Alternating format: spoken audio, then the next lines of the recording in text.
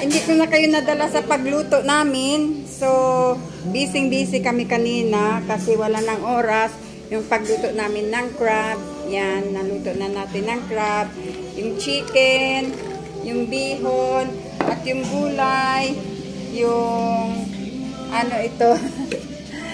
Yung pusit. Yan, yung pusit na maliit na pusit at yung rice. And this one is yung sambal at maras.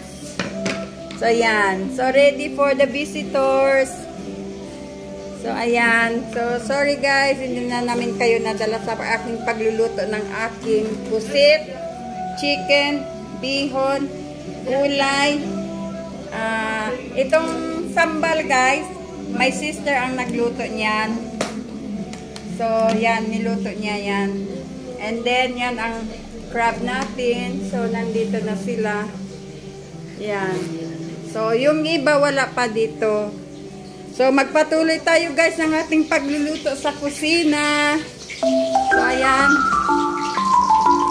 Ano na tayo ng ukoy. Yan ang ating ukoy. So, ilagay natin sa...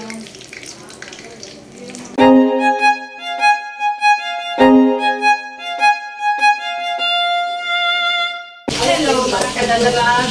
Sorry at wala kami. Hindi ko na na-review na kanina. Yung unang pagluto. Very busy kami. So ngayon, medyo naluto na. Ano na lang. Gawa na lang tayo guys ng ukoy. Ayan. Ang gagawa kami sila. Dito nga.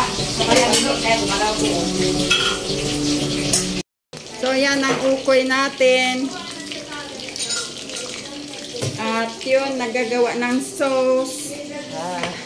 Wow. Nagagawa siya ng sauce.